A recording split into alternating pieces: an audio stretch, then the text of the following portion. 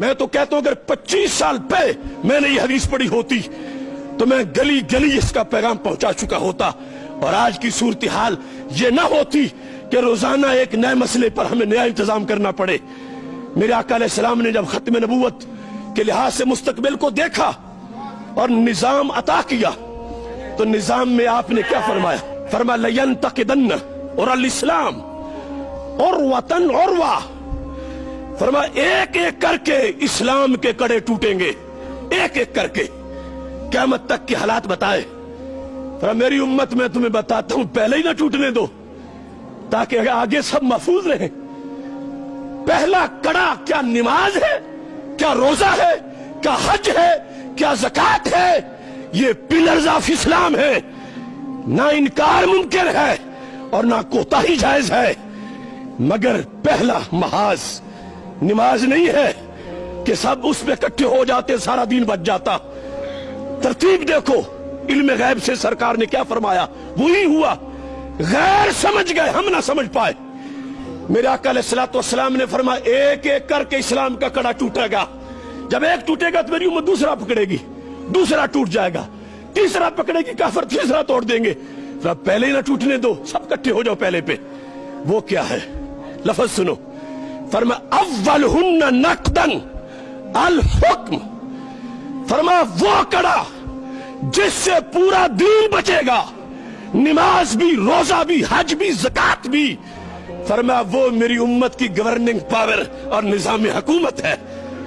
اگر میری امت نظام حکومت اپنا بچا گئی تو ان کے مصلے بھی محفوظ، ان کے آستانے بھی محفوظ، ان کی مسجدیں بھی محفوظ، مدارس بھی محفوظ، اور اگر نظام غیروں کو دے دیا تو پھر سب کچھ لٹے گا۔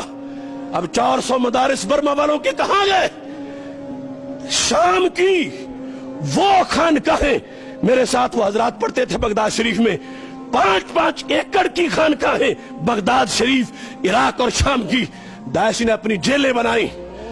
ایسا کیوں ہوا؟